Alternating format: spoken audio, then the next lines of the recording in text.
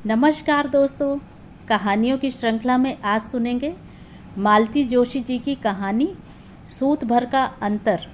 लेकिन उससे पहले मेरा आपसे विनम्र अनुरोध है कि अगर मेरे द्वारा सुनाई हुई कहानियाँ आपको अच्छी लगती हैं तो मेरे चैनल को सब्सक्राइब ज़रूर करें, लाइक करें और अपने दोस्तों और परिचितों में शेयर भी करें। बेल आइकन दबाना बिल्कुल भी ना भूलें। आज सुनिए सूत भर का अंतर। गाड़ी जब स्टेशन में लगी उस समय 9 बज चुके थे। दीपक को कसकर भूख लगाई थी। उसका मन हुआ ठिकाने पहुंचने से पहले किसी ढाबे में चलकर कुछ खा लिया जाए। फिर याद आया चाची खाना लेकर बैठी होंगी। चलते समय उन्होंने जतला दिया था कि घर से लौटकर खाना हमारे साथ खाओगे। उस दिन होटल नहीं जाने दूंगी। पर उस दिन यह थोड़े ही पता था कि गाड़ी 2.5 घंटे लेट पहुंचेगी। अब इतनी रात गए उन्हें वह परेशान कैसे करेगा। फिर लौटकर ढाबे में जाने की हिम्मत भी नहीं होगी। भूखे पेट सो जाना पड़ेगा। और अगर अभी खाने पीने में घंटा आधा घंटा बर्बाद करके घर पहुंचा और मालूम पड़ा कि लोग राह देख रहे हैं तो कितना खराब लगेगा।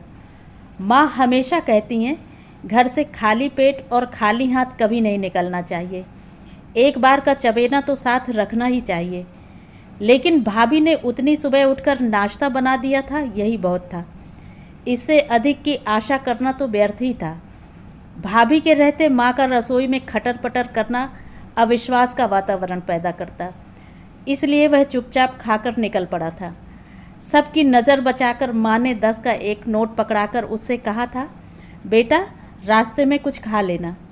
वे 10 रुपए कब के हजम हो गए थे।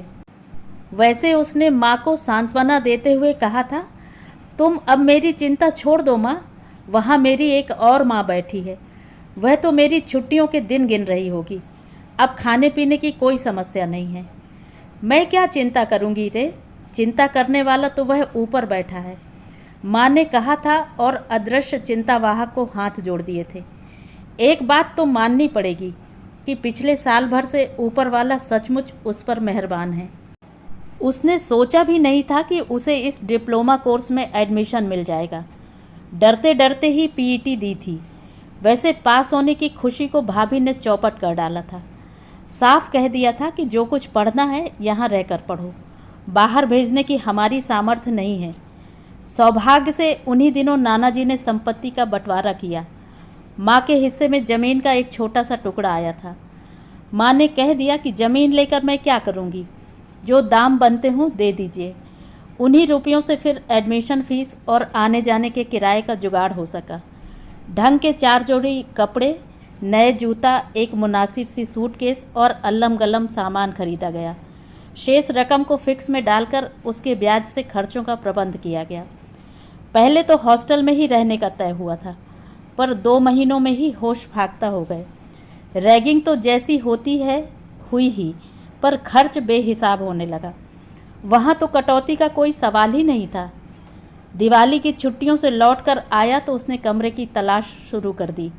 उसके एक दोस्त ने इस मकान का पता दिया था। कहा था कि एक सज्जन व्यक्ति हैं जो गरीब विद्यार्थियों को कम किराए पर कमरा देते हैं।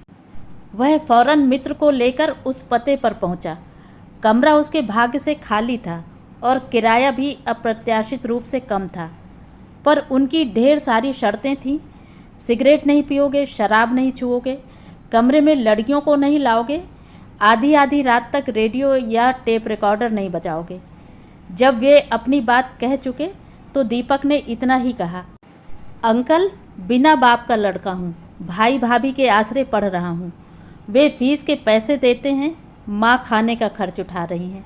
शराब और सिगरेट की गुंजाइश ही कहाँ है। मेरे पास न ट्रांजिस्टर है न टेप रिकॉर्डर। अगले 2-3 सालों तक आने की संभावना भी नहीं है। अब रहा लड़कियों का सवाल, तो मुझ जैसे फटीचर के पास कौन लड़की आएगी।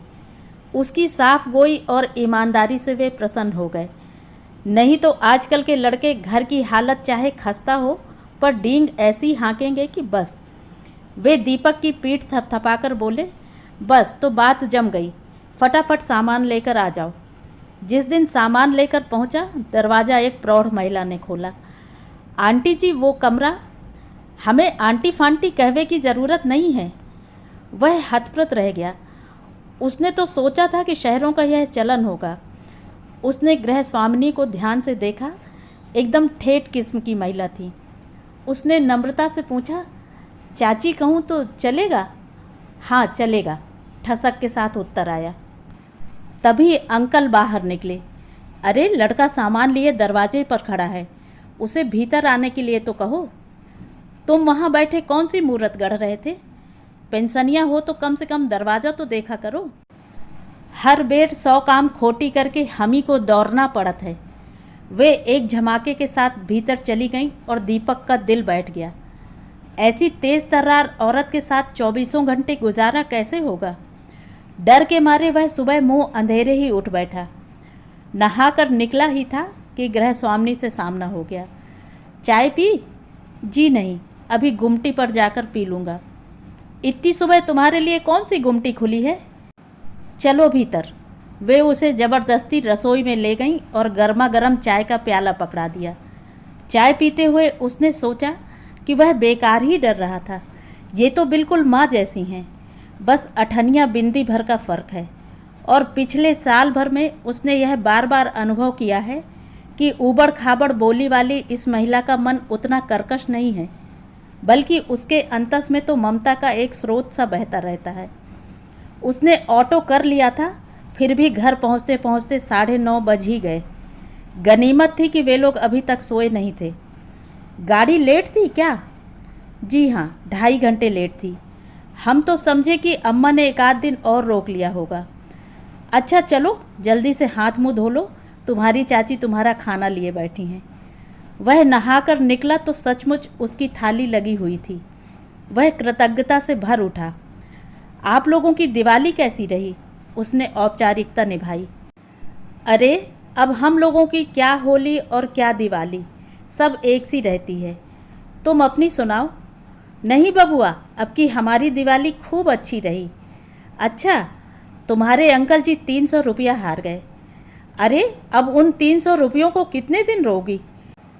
लेकिन आप रुपए कैसे हार गए? दीपक ने पूछा। अरे रात भर जुआ खेले हैं। अंकल आप जुआ खेलते हैं? बस दिवाली में खेलते हैं बेटे, उस दिन कोई दोष नहीं होता। बल्कि हमारे बचपन में तो बड़े बुजुर्ग हमें खेलने के लिए रुपया 98 देते थे कि जाओ बेटा अपना भाग्य आजमाओ। बुजुर्गन की करनी को अब हम भुगत रहे हैं। बताओ ये कोई अच्छी लत है?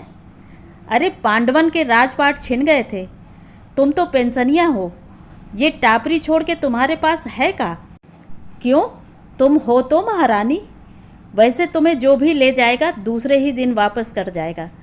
कहेगा ये आपदा आप ही राखो महाराज, हमारे बस की नहीं है। दीपक को वहाँ बैठने में अब संकोच होने लगा। उठते हुए बोला, मैं अब सोऊंगा अंकल। हाँ बेटे, सुबह के चले हो। अपनी थाली यथास्थान रखकर वह कमरे में चला गया। कमरा यद्यपि बरामदे में था, फिर भी उसे पति पत्नी की नोकझोंक सुनाई पड़ती रही। अब तो खैर उसे आदत हो गई है, पर पहले उसे बड़ी घबराहट होती थी। यह बात नहीं कि उसके यहाँ लड़ाई झगड़ा नहीं होता, हाँ, पर ऐसे पटाखे नहीं फूटते। वहाँ तो शीत युद्ध चलता है। माँ और भाभी के बीच में भैया त्रिशंकु से टंगे रहते हैं। बच्चे भाभी के साथ होते हैं। माँ के पाले में दीपक होता है और वह एकदम उदास हो आया। उसके बिना माँ अब बिल्कुल अकेली पड़ गई होंगी। उसने माँ को कभी किसी से लड़ते हुए नहीं देखा। कभी कभी वह याद करने की कोशिश करता है। माँ की पापा के साथ मीठी झड़पें तो ज़रूर हुई होंगी, पर ठीक से कुछ याद नहीं पड़ता। कुल जमा 6 वर्ष का तो था जब पापा की मृत्यु हुई थी। उसे इतना भर याद है कि वह उसके जीवन का स्वर्णकाल था। अपने दोनों भाई बहनों के बाद लगभग 10 साल के अंतराल से वह इस घर में आया था, इसीलिए घर भर की आँख का तारा था। सब उसे हाथों में उठाए फिरते थे, पर अचानक पापा चल बसे और सब कुछ उलट पुलट हो गया। ममता मई घरेलू माँ कर्मठ अध्यापिका में बदल गई। भैया भाई कम, अभिभावक ज़्यादा लगते। दीदी ने घर की कमान संभाल ली थी और यही सबसे बड़ा सुख था। उनकी ममता भरी छाँव में वह माँ की अनुपस्थिति भूल जाता था, पर यह सुख भी कितने दिन रहा। सयानी लड़की को घर में छोड़कर नौकरी पर जाते हुए माँ का मन आशंकित रहता था। अच्छा घर वर देखकर उन्होंने दूसरे साल ही उनकी शादी कर दी। दीदी गई और घर एकदम सूना हो गया। दीदी थी तो घर में एक लय थी, रस था। अब खेलने खाने की, पढ़ने सोने की जगह भर रह गया। कुछ साल बाद जब भैया के ब्याह की बात चली तो वह पुनः उत्साह से भर उठा। उसे आशा थी कि भाभी के आते ही घर में रौनक हो जाएगी, खुशी की बरसात होगी। बरसात तो हुई पर उसमें दीपक का मन भीग न सका। भाभी कभी अपनी सी न हो सकी, बल्कि भैया और दूर चले गए। उन दोनों की अलग छोटी सी दुनिया बस गई। माँ और दीपक निर्वासित से बाहर टापते ही रह गए। इस निर्वासन ने बरसों बाद उसे माँ से फिर मिला दिया। पिछले दिनों घर और बाहर दोनों मोर्चों पर जूझते हुए माँ उससे बहुत दूर छिटक गई थी। फिर एक और नया पर्व प्रारंभ हुआ। कालांतर में घर की बगिया में 2 फूल खिले और आंगन किलकारियों से भर उठा। उन लोगों के साथ जैसे दीपक का अपना बचपन लौट आया। उन नन्हे नन्हे हाथों के पुलक भरे स्पर्श ने जीवन में फिर से रंगीनियाँ घोल दी। बच्चे अपने साथ खुशियों का अंबार लेकर आए थे, पर समस्याओं का ढेर भी लगा रहे थे। भाभी की नौकरी के साथ उनका सामंजस्य नहीं बैठ रहा था। रोज़ नई परेशानी सामने आ जाती। तब सबने मिलकर यह तय किया कि माँ अपनी नौकरी छोड़ दें। प्राइवेट स्कूल की नौकरी थी, जहाँ वेतन कम और काम ज़्यादा था। एक समय था जब यह छोटी सी रकम भी उनके लिए नियामत थी। पापा की नामालूम सी पेंशन के सहारे घर चल नहीं सकता था, पर अब वैसी कोई बात नहीं थी। अतः लंबे सोच विचार के बाद माँ ने त्यागपत्र दे दिया, और यही शायद उनकी सबसे बड़ी भूल थी। एक तो वे बाहर की दुनिया से बिल्कुल कट गईं, फिर नौकरी चाहे छोटी थी, उसके दम पर उन्हें घर में शासक का दर्जा प्राप्त था। खर्च की बागडोर भाभी के हाथों में जाते ही उनकी हैसियत एक आया की सी होकर रह गई। दीपक देखता और तिलमिला कर रह जाता, सोचता मेरा अपना घर होगा, घर जहाँ माँ का एक छत्र शासन होगा। उसी दिन के लिए तो वह इतनी जी तोड़ मेहनत कर रहा है। सुबह कॉलेज के लिए तैयार हो रहा था कि अंकल ने आकर कहा, तुम्हारी चाची तुम्हें बुला रही हैं। भीतर जाकर देखा तो दिवाली के पकवानों से पूरा थाल सजा हुआ था। लो बेटा, बड़ी मुश्किलन से तुम्हारे लिए सेंध के रखो है। तुम्हारे अंकल की चांडाल चौकड़ी के मारे घर में कछु बचत है कबहू। वह संकोच से भर उठा। ये लोग इतना ध्यान रखते हैं, और वह घर से खाली हाथ चला आया था। भाभी ने यह भी ना सोचा कि लड़का दिवाली के बाद वापस जा रहा है। पहले साल हॉस्टल में भी यूं ही पहुंच गया था तो साथ वालों ने नाक में दम कर दिया था। फिर बुरा सा मुंह बनाकर अपनी स्वर्गीय दादी को उसने एक बार फिर स्वर्ग भेज दिया था। तब कहीं जान छूटी थी, पर इन लोगों के साथ तो वह ऐसा छल भी नहीं कर सकता। क्या भाभी कभी इन बातों को समझ पाएंगी? आशा तो नहीं है। मिठाई का डिब्बा तो बहुत बड़ी चीज़ है। माँ चाहती हैं कि लड़का मुंह मीठा करके घर से चले, पर हलवा सेकना तो दूर, भाभी कभी दही शक्कर की कटोरी भी नहीं पकड़ाती। फिर माँ ही सबकी नज़र बचाकर मिश्री की डली उसके मुंह में दे देती हैं। उसकी मिठास को वह आने वाले कितने ही दिनों तक महसूसता रहता है। का सोचन लगे बेटा, यह तो बहुत ज़्यादा है चाची। तो कमरे में रखे रहो, स्कूल से लौट के भूख लगी है तो खा लियो। थाली लेकर कमरे में आया तो देखा अंकल उसके बिस्तर पर बैठकर नोटों की गड्डियाँ बना रहे हैं। उन्होंने 20 की, 10 की, 5 की थप्पियाँ बनाई और उन्हें रबर बैंड से कस दिया। 1 और 2 के नोटों का एक बंडल बनाया। फिर सारा सामान करीने से प्लास्टिक के एक चपटे डिब्बे में रखकर किताबों की अलमारी में छिपा दिया। दीपक एकटक उन्हें देख रहा था। यह हमारा स्विस बैंक है बचवा, वे मुस्कुराकर बोले। इस घर में एक यही सबसे निरापद स्थान है। यहाँ तुम्हारी चाची फटक नहीं सकती। अनपढ़ बीबी के भी बड़े फ़ायदे हैं बरखुरदार। आप ये पैसे चाची से छुपा कर रखते हैं? नहीं रखें तो करें क्या?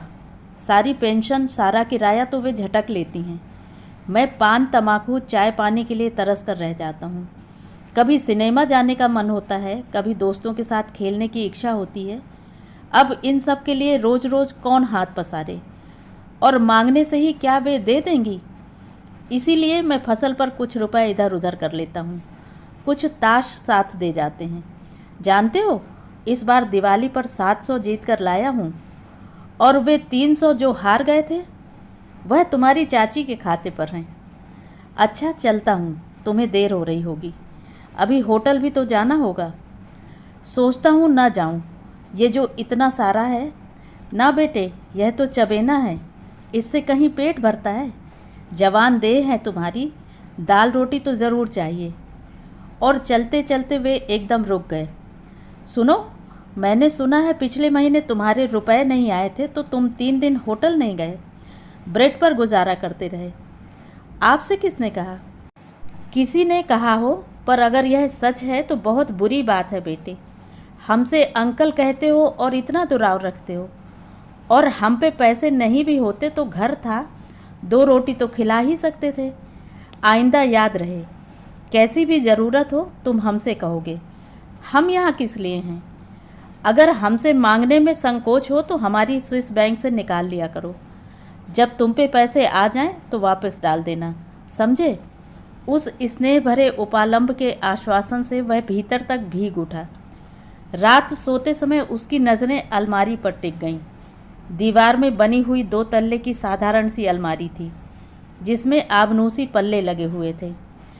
उसे कमरा दिखाते हुए अंकल ने कहा था, बेटा तुम्हें अपनी किताबों के लिए कोई व्यवस्था करनी होगी। यह अलमारी मैं खाली नहीं कर सकता, इसमें मेरी प्रिय पुस्तकें हैं। घर में और कहीं मैं इन्हें रख नहीं सकता। किसी दिन रद्दी वाले की साइकिल पर सवार हो जाएंगी और मुझे पता भी नहीं चलेगा। दीपक के पास इतनी पुस्तकें थी ही कहाँ जो उन्हें रखने की चिंता होती।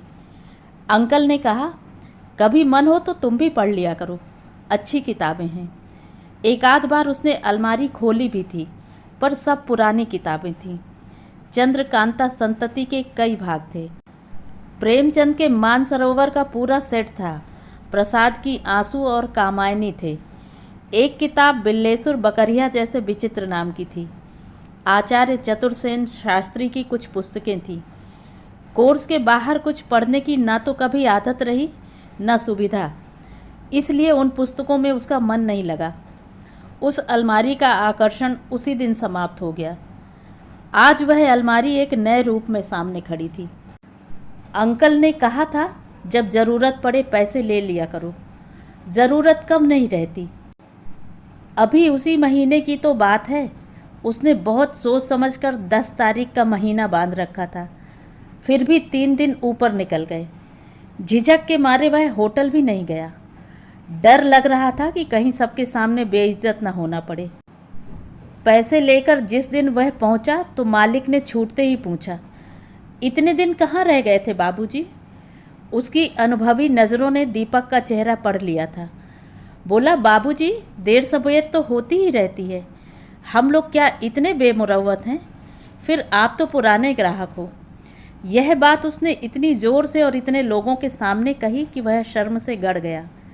ज़रूर उन्हीं लोगों में से किसी ने अंकल जी से चुगली खाई होगी। सारी रात उसे नींद नहीं आई। उसके बाद तो जैसे यह क्रमशः हो गया।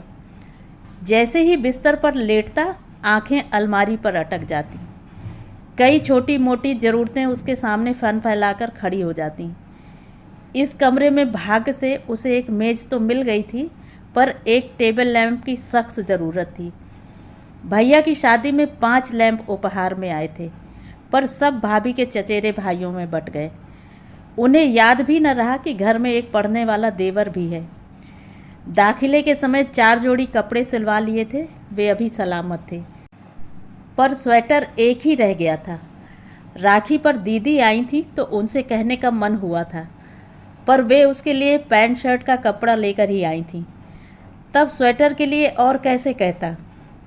कपड़ा वह दर्जी के यहाँ डाल आया था कि दिवाली पर नई ड्रेस पहन लेगा। रसीद माँ के पास छोड़ आया था। दिवाली पर गया तो पता चला माँ दूसरे दिन ही कपड़ा उठा लाई थी। इतनी ज़्यादा सिलाई देने की उनकी सामर्थ्य नहीं थी। भाभी से मांगने की हिम्मत नहीं थी। वे तो पहले से ही भरी बैठी थीं कि देने के लिए तो बड़ा भाई है और लुटाने के लिए छोटा। दीदी भतीजों के लिए सिर्फ मिठाई और खिलौने लाई थीं, इसी से यह आक्रोश था। वह कपड़ा अब भी संदूक की तलहटी में पड़ा है। एक ढंग का धूप का चश्मा उसे चाहिए। उसकी चप्पल जवाब दे रही है। वह धोबी से कपड़े नहीं धुलवा पाता। कभी सिनेमा जाने का मन हो तो 10 बार सोचना पड़ता है। जीवन की कितनी छोटी छोटी चीज़ों के लिए वह तरस कर रह जाता है, जबकि हाथ भर के फासले पर 1000 रुपये रखे हुए हैं। अंकल ने कहा भी है कि जब ज़रूरत हो तो ले लिया करना, पर क्या वह ले सकता है? माँ हमेशा कहती हैं, बिना बाप के बेटे हो तुम, भाई भाभी के राज में रहना है। नज़र नीची, जवान मीठी और हाथ साफ रखोगे तभी निबाह हो पाएगा। माँ की यह सीख उसे कुछ करने भी नहीं देती थी और अलमारी का भूत उसके सिर से उतरता भी नहीं है। लगातार कई रातों तक वह सो नहीं पाया और उसका चेहरा इतना सा निकल आया। एक दिन अंकल ने पूछ ही लिया, बेटे तुम्हारी तबीयत तो ठीक है ना? जी कुछ हरारत सी लग रही है। उन्होंने फौरन माथा छूकर देखा। अरे तुम्हें तो सचमुच बुखार है। चलो कमरे में चलकर आराम करो, कॉलेज जाने की कोई ज़रूरत नहीं है। उन्होंने पत्नी को अदरक वाली चाय बनाने का आदेश दिया और खुद नुक्कड़ वाले डॉक्टर गुप्ता को लिवा लाए। उन्होंने जो जो दवाइयाँ लिखीं वे भी खुद जाकर ले आए। चाची पूरे समय बड़बड़ाती रहीं कि अकेले लड़कों को रखना इसीलिए तो खलता है, जिम्मेदारी आ जाती है, पर वे पूरी रात उसके सिरहाने बैठी रहीं। सुबह उसका बुखार उतर गया। चाची भी उठकर अपने रोज़ के कामकाज में लग गईं। अंकल को अकेला पाकर उसने कहा, अंकल एक बात कहूँ? बोलो बेटे। आप ये रुपए यहाँ से उठा लीजिए। चिंता के मारे मैं रात भर सो नहीं पाता। कमरा मेरा बाहर का पड़ता है, कई बार दोस्त भी आ जाते हैं। कभी कुछ हो गया तो? तुम कौन से रुपयों की बात कर रहे हो? वे ही जो अलमारी में रखे हैं। तुम क्या सोचते हो वे अब तक वहीं पड़े हुए हैं? अरे भैया, रुपयों के पाँव होते हैं। लक्ष्मी बड़ी चंचल होती है, और फिर तुम्हारी चाची तो सीबीआई की नानी है, दूर से रुपया सूंघ लेती हैं। उसके मारे क्या कुछ बच पाता है? सच अंकल, उसने कहा और राहत की एक लंबी सांस ली। पता नहीं कितने दिनों बाद उसे उस रात चैन की नींद आई। बुखार तो उसका 2-4 दिन में ठीक हो गया था, पर चाची ने उसे अगले 2-4 दिनों तक होटल नहीं जाने दिया। घर पर ही पथ्य बनाकर खिलाया। दीपक बार बार सोचता, इन लोगों के स्नेह से वह क्या कभी उऋण हो पाएगा? 15-20 रोज बाद की बात है। वह कॉलेज से लौटा तो देखा अहाते में पीतल के बर्तनों का ढेर लगा है और उन पर कलई हो रही है। बरामदे में अपनी बुनाई लिए हुए चाची उन पर निगरानी कर रही हैं। अंकल धूप सेंकते हुए अखबार पढ़ रहे हैं। ये क्या हो रहा है अंकल? इसे कहते हैं दिवाली के बाद दिवाला। नहीं, मेरा मतलब था अभी कोई फंक्शन वगैरह है क्या? अरे कल को तुम्हारी चाची की तरह ही में 1500 ब्राह्मण खिलाने पड़ेंगे, तो बर्तन तो चाहिए कि नहीं? दीपक सकपका गया और कलई वाला मूँछों में हंस रहा था। अरे तुम खिला चुके 1500, 13 बामन जिमान दीजिएगा, मैं तर जाऊंगी। वैसे भगवान ने एक बड़ा अन्याय किया कि तुम्हें एक बेटा भी न दिया। दीपक सन्न रह गया। अपनी निःसंतान पत्नी से कोई ऐसा क्रूर परिहास करता है? पर चाची ने ज़रा भी बुरा नहीं माना। तुनक कर बोली, हाँ बेटा होता तो सारे बामन उसी के मूड़े पटक के तुम छुट्टी पा जाते। सो तो बाद की बात है, पर बेटा होता तो बहू भी आती, और बहू आती तो ये सारा कबाड़ खाना ले जाती और बदले में स्टील के चमचमाते बर्तन ले आती। अरे मैं देखती कैसे ले जाती। उनकी वह आक्रामक मुद्रा देखकर दीपक को हंसी आ गई। अंकल, दुनिया की किसी बहू में इतना दम नहीं है कि चाची के बर्तनों को हाथ भी लगा ले, उसने कहा और कमरे में चला गया। पर कमरे में जाते ही वह उदास हो गया। उसे माँ की जगरमगर गृहस्थी याद आने लगी। पीतल के डिब्बों की कतार हुआ करती थी और वह भी सदा चमचमाती हुई। पीतल और तांबे के बड़े बड़े कलश थे, बाल्टियाँ थीं, गागरें थीं। मजाल है जो किसी पर दाग भी पड़ा हो। पापा की मृत्यु के बाद गृहस्थी का रस चाहे सूख गया हो, उसके रख रखाव में फ़र्क नहीं आया था।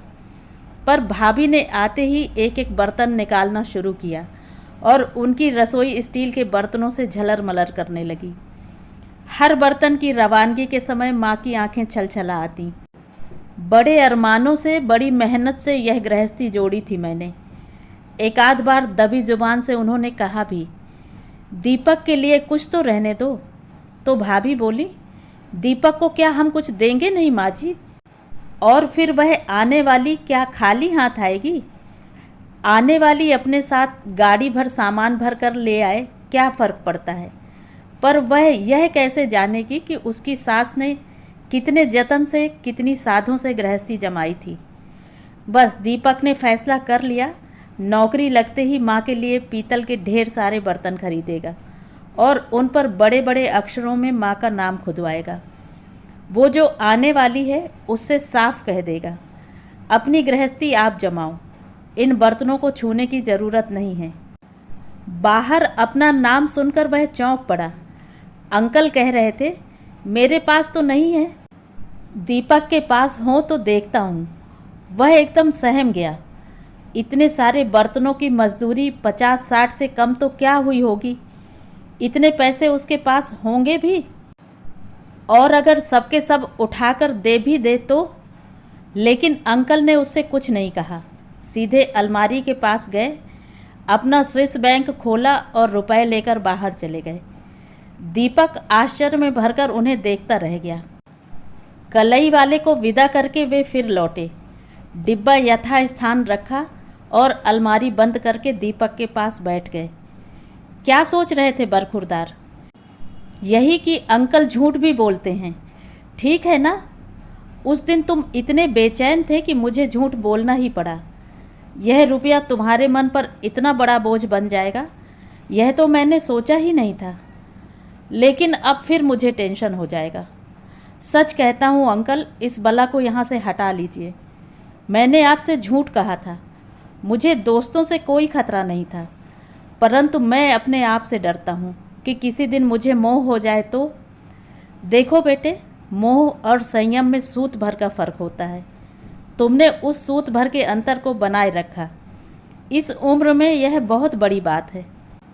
तुम्हारी माँ ने तुम्हें बहुत अच्छे संस्कार दिए हैं बेटा, और संस्कार सिर्फ माँ बाप ही दे सकते हैं। जानते हो, हमने एक बेटा पालने की कोशिश की थी। वह मेरी बहन का बेटा था। 5 साल का था जब हम लोग उसे लाए थे। हमने भरपूर प्यार दिया, दुलार दिया, दुनिया की हर नेमत दी जो हम दे सकते थे, पर संस्कार नहीं दे सके, क्योंकि वह हमारा बेटा नहीं था। हमारे कर्तव्यों की लिस्ट बहुत लंबी थी, पर अधिकार के नाम पर शून्य था। उसके आचार व्यवहार में, शिक्षा दीक्षा में कहीं भी हम अनुशासन का अंकुश न रख सके। अपनी आंखों के सामने उसे बर्बाद होता देखते रहे। परिणाम यह हुआ कि 15 साल की तपस्या पर पानी फेरकर एक दिन चंपत हो गया। जाते हुए अपनी मामी की 5 तोले की चेन भी ले गया। अब बहन सबसे कहती फिरती है कि मामा के प्यार ने और मामी की फटकार ने लड़के को कहीं का न रखा। तब से हमने वह चक्कर ही छोड़ दिया है। तुम जैसे होनहार बच्चों पर प्यार लुटाकर अपने अरमान पूरे कर लेते हैं। 2 बाल्टी पानी तो निकाल देते, बर्तन काय से धुलेंगे? मैं पानी निकाल दूं? ना बेटे, तुम्हारे जाने से बात नहीं बनेगी। तुम अपनी पढ़ाई करो। और उठते हुए बोले, तुम्हारी माँ ने सचमुच बहुत अच्छे संस्कार दिए हैं। भगवान उन्हें लंबी उम्र दे और वे तुम्हारे राज में खूब सुख भोगें। उनके जाने के बाद भी बड़ी देर तक वह उनके आशीर्वचनों से पुलकित होता रहा। एकाएक आत्मविश्वास सिर उठाकर खड़ा हो गया। तो ये थी कहानी। कहानी आपको कैसी लगी? कमेंट करके ज़रूर बताएं।